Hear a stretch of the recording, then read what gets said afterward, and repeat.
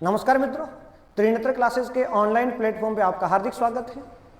अपन horticulture के अंदर अपने पिछली क्लासों के अंदर अपन टॉपिक पढ़ रहे फल और सब्जियों का वर्गीकरण।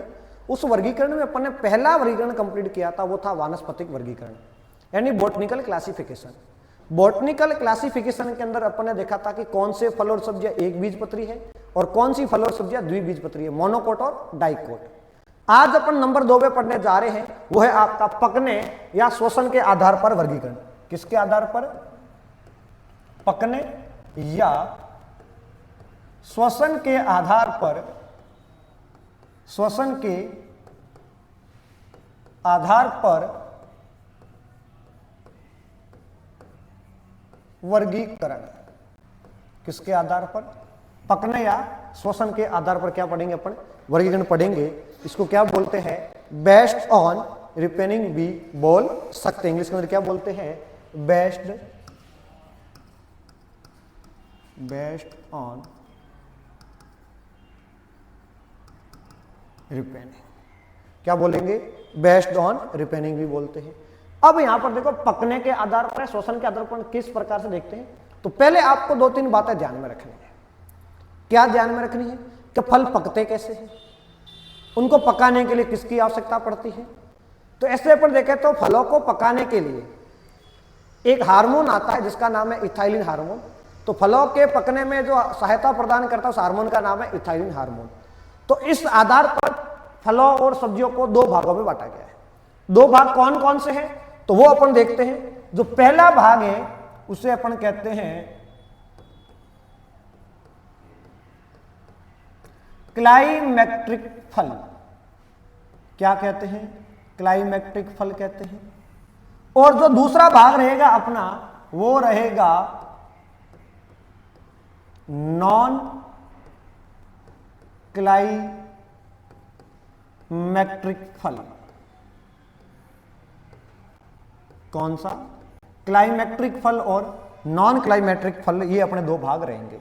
अब इन 2 भागों से अपन बात करें, जैसे आपने भी कुछ देखे होंगे, यानी कुछ फल ऐसे होते हैं जिसकी आप क्या करते हो, इन फलों की क्या करते हो, आपने कर ली तुड़ाई कर ली। अब तुड़ाई करने के बाद में कई फल तो पकते हैं और कोई फल होते तुड़ाई करने के बाद पकते नहीं है। यानी ऐसे फल जो तोड़ने के बाद में भी पक जाते हैं, ऐसे फलों को अपन कहते हैं क्लाइमेट्रिक फल।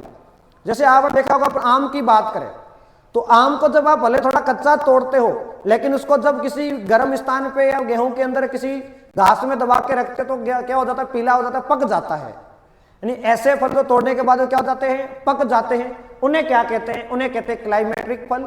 और जो तोड़ने के बाद में पकते नहीं है, खराब हो जाते हैं, उसे कहते हैं नॉन क्लाइमेट्रिक फल।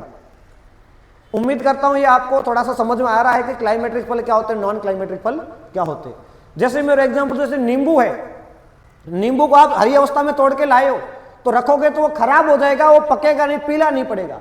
लेकिन आम है, आम भले कि उसकी केरी लेके आए हो, लेकिन जब आप घर में रखोगे तो 1-2 दिन के अंदर क्या हो जाएगा? पकना शुरू हो जाएगा।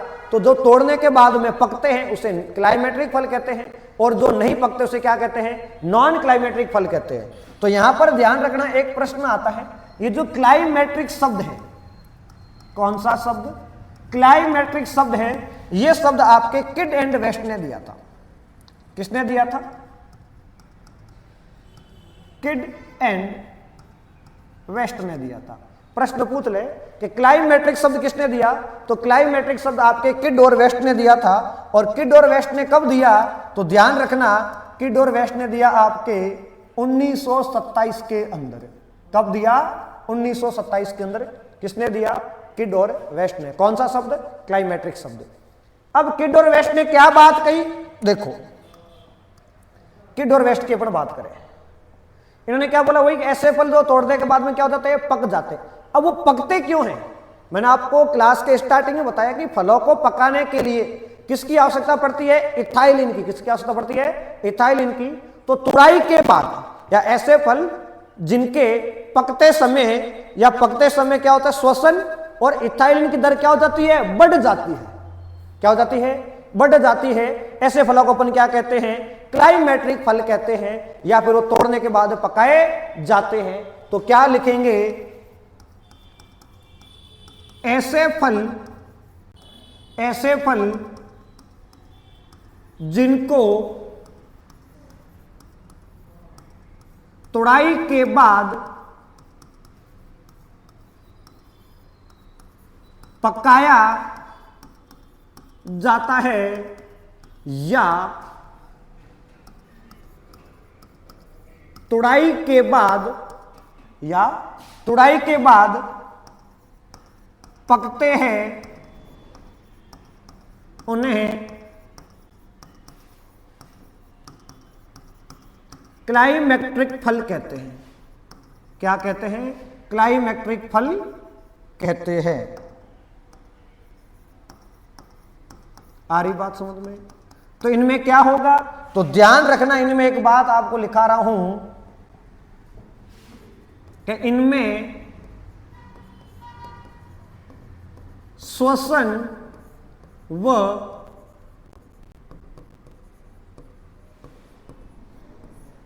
इथाइलिन की दर, श्वसन इथाइलिन की दर में वृद्धि होती है। क्या होती है? श्वसन और इथाइलिन की दर में क्या होती है? वृद्धि। अब श्वसन के लिए कौन सी गैस होती है आवश्यक? तो ध्यान रखना, कोई से भी सजीव हो, चाहे पेड़ पौधे हो चाहे जीव जंतु हो, उनको श्वसन करने के लिए जो जिस गैस की आवश्यकता पड़ती है वो गैस कौन सी होती है? ऑक्सीजन होती है। तो आ रही बात समझ में? अब ये नहीं है कि हमेशा के लिए बढ़ती है, कुछ समय के लिए बढ़ती है, यानी 2, 3, 4, 5, 6 दिन, उसके बाद में ये भी क्या हो जाएगी? बंद होने लग जाएगी। तो फिर फल क्या होता है? सड़ना प्रारंभ हो जाता है। लेकिन एक बार वो फल क्या हो जाएगा? पक जाएगा। अब हम बात करेंगे भी सर क्लाइमेट्रिक फल के कौन कौन से एग्जाम्पल जो क्लाइमेट्रिक के अंदर आते हैं। तो ध्यान रखना प्यारे बच्चों, आपको क्लाइमेट्रिक फल के एग्जाम्पल याद नहीं करने। अब ऐसा क्यों बोल रहा हूं कि इंपॉर्टेंट नहीं है? क्या इंपॉर्टेंट है, लेकिन आपको जैसे कि क्लाइमेट्रिक तो बहुत ज्यादा है, तो अपन नॉन क्लाइमेट्रिक पढ़ लेते हैं जो कम है, उसके अपन ट्रिक के साथ याद करवा देंगे कि ये नॉन क्लाइमेट्रिक है, बाकी जो बच गए सारे कौन से हो जाएंगे? क्लाइमेट्रिक हो जाएंगे। तो एक बार अपन नॉन क्लाइमेट्रिक की बात कर लेते हैं। तो नॉन क्लाइमेट्रिक क्या होते हैं? ऐसे फल जिनको तुड़ाई के बाद नहीं पकाया जा सकता, नहीं पकाया जा सकता या नहीं पकते,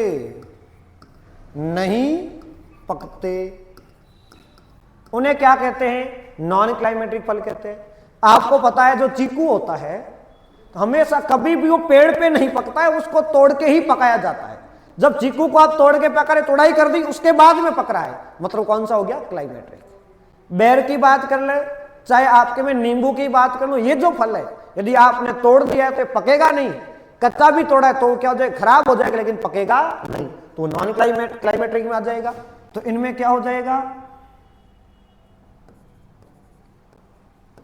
इनमें श्वसन व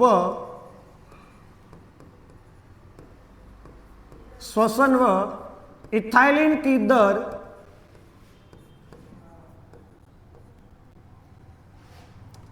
श्वसन इथाइलिन की दर घट जाती है। जब इथाइलिन की दर घट जाएगी तो कहां से पकेगा? आ रही बात समझ में? तो ये कौन से फल हो गए? नॉन क्लाइमेट्रिक फल हो गए। अब नॉन क्लाइमेट्रिक फल कौन कौन से, इनको याद करने की मैं आपको एक बढ़िया ट्रिक बता देता हूं।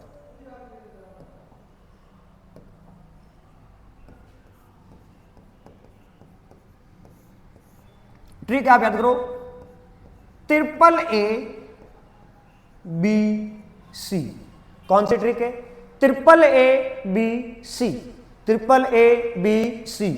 अब AAA का मतलब क्या हो गया? A का मतलब हो गया अनार, A का मतलब क्या हो गया? अंगूर, A का मतलब क्या हो गया? आंवला, B का मतलब क्या हो गया? बेर, और C का मतलब क्या हो गया? C का मतलब हो गया सिट्रस। सिट्रस यानी नींबू वर्गीय। कौन से? नींबू वर्गीय। अब नींबू वर्गीय की अपन बात करें तो इसमें किसको छोड़ के? ध्यान रखना, बील पत्र को छोड़ के। किसको छोड़ के? बील पत्र को छोड़कर। अब तुम पूछोगे कि सर नींबू वर्गीय कौन से होते हैं, तो पिछली क्लास में आप जाके देख सकते हो, आपके नींबू वर्गीय में कौन कौन से आए थे आपके, है ना, नींबू है, संतरा है, माल्टा है, किन्नू है, रंगपुलाई वगैरह है, ये किस में आते हैं, नींबू वर्गीय में आते हैं। तो ट्रिक याद रखोगे, AABC। ए का मतलब अनार, ए का मतलब अंगूर, ए का मतलब आंवला, बी का मतलब बेर और सी का मतलब सिट्रस यानी नींबू वर्गीय। और एक नाम आप याद रखोगे वो है शेफाली। क्या नाम रखोगे, शेफाली आप याद करोगे, उसके अलावा आपको कुछ भी याद नहीं करना है। अब आपने शेफाली याद कर लिया तो इसमें स से याद करना है स्ट्रॉबेरी। क्या याद करोगे, स्ट्रॉबेरी। पा से पाइनएप्पल और ली से लीची, ली से लीची। ये एग्जाम में पूछा गया है कि पाइनएप्पल कौन सा है, क्लाइमेट्रिक है या नॉन क्लाइमेट्रिक है। बस आपको दो बातें याद रखनी है, कौन सी, कि AABC। अब AAA में पहले ए का मतलब अनार, अंगूर, आंवला, अनार, अंगूर, आंवला, बी का मतलब बेर और सी का मतलब सिट्रस नींबू वर्गीय। नींबू वर्गीय में एक को छोड़ के वो कौन सा है, बेलपत्र। अब बेलपत्र तो आप जानते हैं भगवान शिव को चढ़ता है ना, बेलपत्र जिसे अपन कहते हैं। उसके बाद शेफाली, तो स्ट्रॉबेरी, पाइनएप्पल, लीची, ये जो फल है ये आपके नॉन क्लाइमेट्रिक है। इसके अलावा जो भी फल आए कौन से हो जाएंगे, क्लाइमेट्रिक। इसलिए मैं बोल रहा था कि आपको क्लाइमेट्रिक फलों को याद करने की जरूरत नहीं है, आप नॉन क्लाइमेट्रिक याद रख के क्लाइमेट्रिक का आंसर कर सकते हो। उसके बाद इसमें देखो सब्जियों की बात, देखो अपन क्या पढ़ रहे हैं, फल और सब्जियों का वर्गीकरण, लेकिन कह रहे सर आप तो फल ही बता रहे, सब्जियों के बारे में बता रहे। तो सब्जियों कितना इंपॉर्टेंट नहीं है। यदि आप नॉन क्लाइमेट्रिक में सब्जियों का करना भी चाहते हो तो आता है खीरा और तरबूज आता है। हालांकि इसमें इतना को देखने को नहीं मिलेगा, खीरा तरबूज अलग ऐसा प्रश्न नहीं आएगा, प्रश्न इन्हीं में से आएगा। ये आपको पूछ रखा है कि पाइनएप्पल कैसा है, क्लाइमेट्रिक या नॉन क्लाइमेट्रिक। अब आ जाओ नॉन क्लाइमेट्रिक के अंदर, फिर जो आपके बच गए उन फलों का नाम डाल दो जो आपको याद है। जैसे हम एग्जांपल की बात करें, आम हो गया, अमरूद हो गया, चीकू हो गया, पपीता हो गया, और बताओ देखे क्या हो सकता है, केला हो सकता है, खजूर, और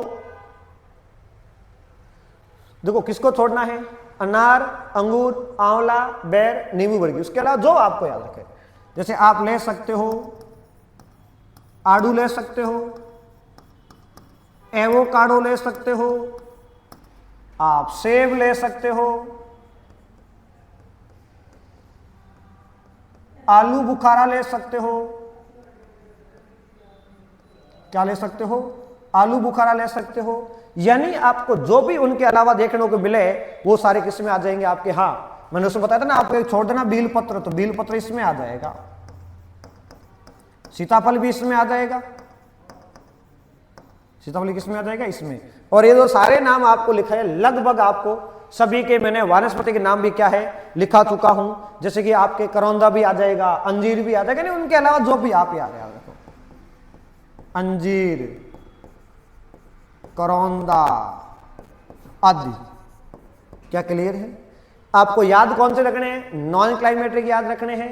तो उसके अलावा जो भी आपको नाम देखने को मिले वो कौन से हो जाएंगे, क्लाइमेट्रिक। क्योंकि ये प्रश्न पूछा गया है आड़ू कौन सा है, पूछा गया है एवोकाडो कौन सा है, क्लाइमेट्रिक या नॉन क्लाइमेट्रिक है। तो ध्यान रखना, क्या उस ट्रिक में आ रहा है AABC या शेफाली में आ रहा है, क्या नहीं आ रहा है, तो कौन सा है, क्लाइमेट्रिक है।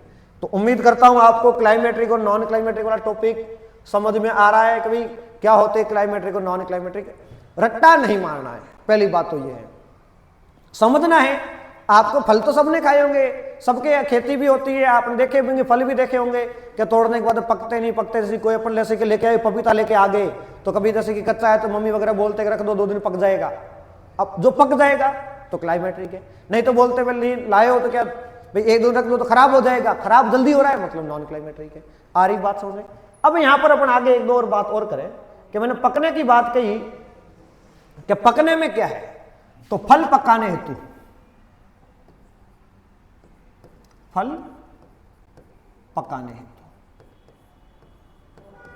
कि फल पकाने हेतु किसका यूज किया जाता है। तो फल पकाने हेतु सबसे पहले अपन बात करें, एक आता है हार्मोन। कौन आता है? हार्मोन्स। अब फल पकाने तो कौन सा हार्मोन्स काम आता है? तो उसका नाम है इथाइलिन। कौन सा है? इथाइलिन। ध्यान रखना, इथाइलिन का सूत्र क्या होता है? इथाइलिन का होता है C2H4। ये इथाइलिन दो रूप में पाया जाता है, एक तो होता है इथ्रेन, एक होता है इथेपॉन। इथेन और इथेपॉन, ये जो इथाइलिन हार्मोन है ये गैसीय हार्मोन है बेटा, ध्यान रखना। कैसा हार्मोन है? गैसीय हार्मोन है, ये गैस है, गैसीय हार्मोन है। अब इथाइलिन को आपको और भी नाम पूछे ना, इसको एथिन कहते हैं। जो केमिस्ट्री पढ़ते हैं, केमिस्ट्री में इसकी मैं संरचना की बात करूं तो ये होता है CH2 डबल बॉन्ड CH2, इसे एथिन भी कह सकते हैं। तो कहीं पर एथिन भी लिखा हुआ है तो घबराना नहीं है, एथिन इसका IUPAC नाम है ना। बाकी है क्या? एथिलीन है। अब ये तो हो गया हार्मोन, जो कैसा है? गैसीय हार्मोन है और प्राकृतिक रूप में पाया जाता है। लेकिन एक केमिकल भी यूज में आता है, जिसको अपन कहते हैं रसायन। एक रसायन काम में लिया जाता है फलों को पकाने के लिए। अपन बात करें फलों को पकाने के लिए किसका यूज किया जाता है, तो एक तो आपका हार्मोन, हार्मोन कौन सा? इथाइलिन है। और रसायन कौन सा आता है? तो रसायन आपका आता है CaC2। क्या आता है? CaC2। इसका नाम है कैल्शियम कार्बाइड। क्या नाम है?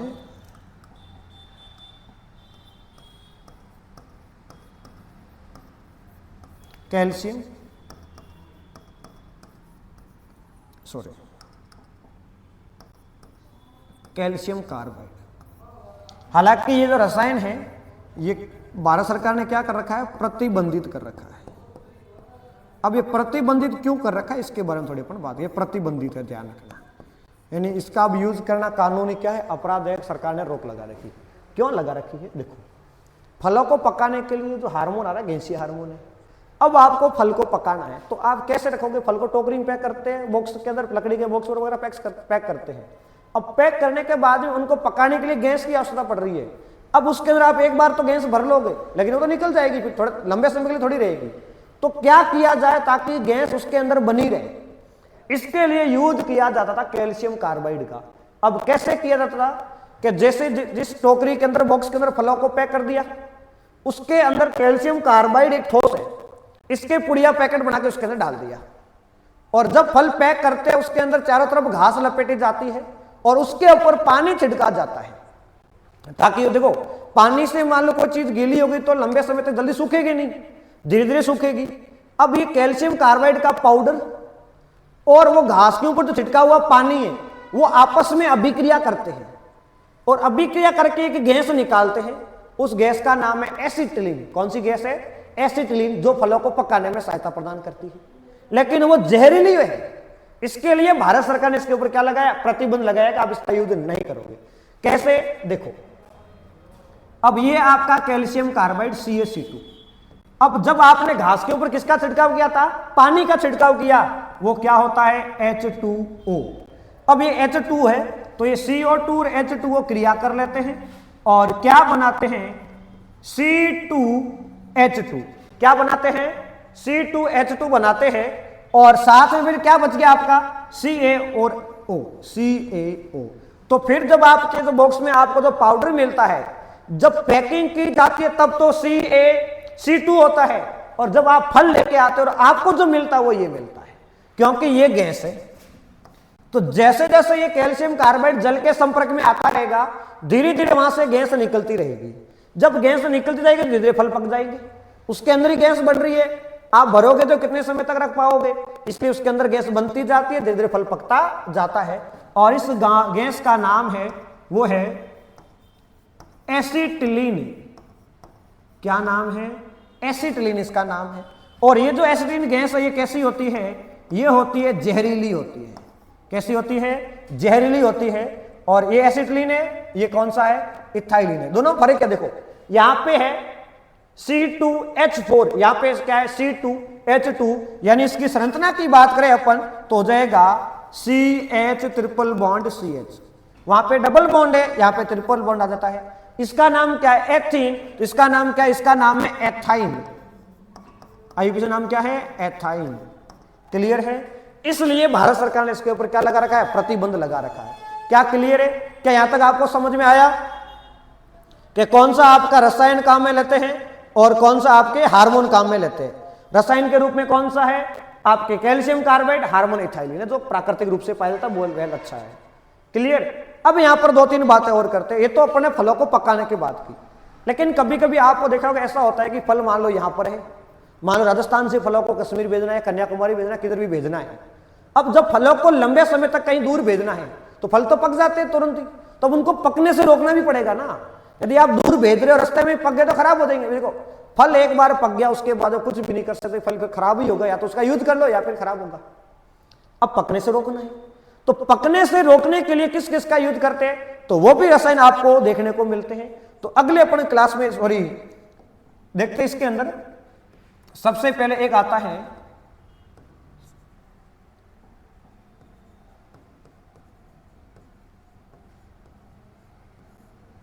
इथाइलिन अवशोषक रसायन, और एक होता है आपके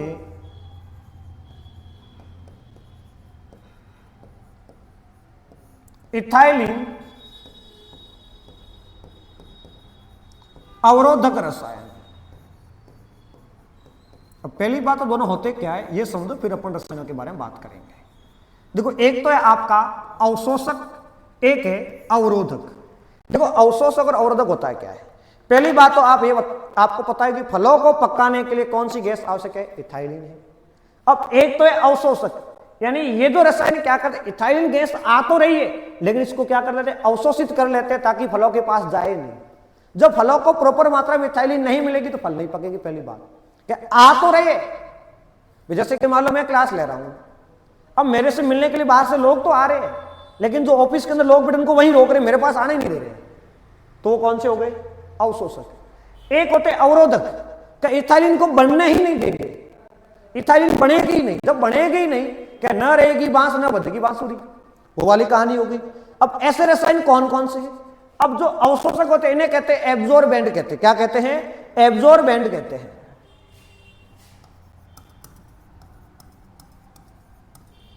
क्या कहते हैं? एब्जॉर्बेंट कहते हैं। और जो अवशोषक होते हैं इन्हें क्या कहते हैं? इन्हें कहते हैं इनहिबिटर्स। क्या कहते हैं? इनहिबिटर। क्या कहते हैं? इन्हें इनहिबिटर कहते हैं, ध्यान रखना। अब अवशोषक कौन से है? तो ये है आपके KMNO4। कौन से है? KMNO4। अवरोधक कौन कौन से है? तो अवरोधक एक तो आपका है CO2, सबसे बेस्ट एग्जांपल आपके CO2। एक है आपका AgNO3, AgNO3। अब Ag को बोलते हैं सिल्वर और NO3 को क्या बोलते हैं? नाइट्रेट। तो कौन सा हो जाएगा? Silver nitrate. और एक है आपका सिल्वर थायोसल्फेट। कौन सा है? Silver thiosulphate. तो ये तो रसायन ये कौन से है? ये अवरोधक है, यानी ये इथाइलिन को बनना ही नहीं देंगे, ध्यान रखना। CO2 हो गया, इसको नाम क्या, इसको क्या बोलते हैं? इसको बोलेंगे सिल्वर नाइट्रेट। और एक जो होता है वो होगा आपका 1-MCP। क्या नाम है? 1-MCP।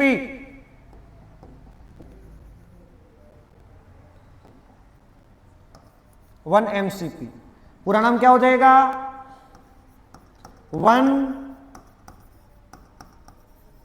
1-मिथाइल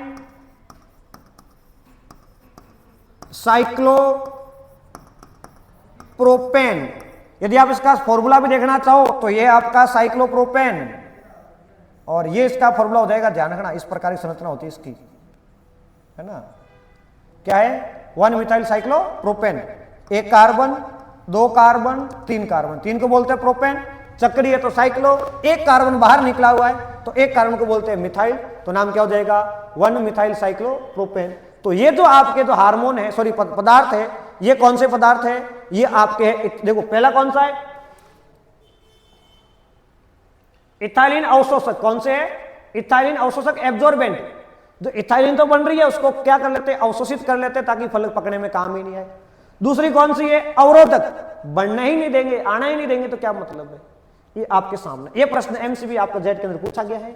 तो यहां से प्रश्न कैसे बनता है कि निम्न में से कौन सा इथाइलिन अवरोधक है, रसायन है, या निम्न में से कौन सा इथाइलिन अवशोषक रसायन है। अब ये जो बात करें KMnO4 कैसे काम करता है, इसका भी एक बार आपको बता सकता हूं। जैसे कि इथाइलिन गैस का फॉर्मूला क्या होता है? C2H4। जब इसके साथ में कौन क्रिया कर लेगा? KMnO4, तो ये बनाता है CO2 प्लस H2O। इथाइलिन को किसमें बदल देगा? CO2 plus H2O। अब CO2 आपको पता है अवरोधक है, पर CO2 तो काम करने ही नहीं देगी। तो ये जो अपना टॉपिक है वो कौन सा था? क्लाइमेट्रिक और नॉन क्लाइमेट्रिक। क्लाइमेट्रिक फल क्या होते हैं? जो तोड़ने के बाद में पकते हैं। नॉन क्लाइमेट्रिक फल क्या होते हैं? जो तोड़ने के बाद में नहीं पकते हैं। उम्मीद करता हूं ये टॉपिक आपको समझ में आया होगा और अच्छे से आया होगा। इसमें आपको रटने की जरूरत नहीं पड़ रही है, क्योंकि मैंने आपको ट्रिक बता रही कि ट्रिपल ABC और सेपाली। इसके अलावा जो आए वो कौन से हो जाएंगे? क्लाइमेट्रिक हो जाएंगे। यदि आपको वीडियो अच्छा लगा हो, तो यदि क्लास अच्छी लगी हो तो आप चैनल को सब्सक्राइब करना, अपने दोस्तों में भी आगे शेयर करना, ताकि जो दोस्त आपके ऑफलाइन कोचिंग नहीं कर सकते, घर बैठे हैं, कभी फीस नहीं भर सकते ऑफलाइन की, तो 10th क्लास आपके लिए खड़ा है ना, फ्री आपको दे रहा है यूट्यूब के अंदर, उसका फायदा लीजिए। और यदि कोई भी प्रश्न आपका, कोई भी डाउट हो, तो कमेंट सेक्शन में जाके आप कमेंट करके बता सकते हो, या आपको और किसी अन्य प्रकार की जानकारी चाहिए तो नीचे डिस्क्रिप्शन के अंदर आपको कोचिंग के अपने कॉन्टैक्ट नंबर है, वहां से भी आप कॉन्टैक्ट करके आप पता कर सकते हो। मिलते हैं नेक्स्ट क्लास में, तब तक के लिए जय हिंद, जय भारत।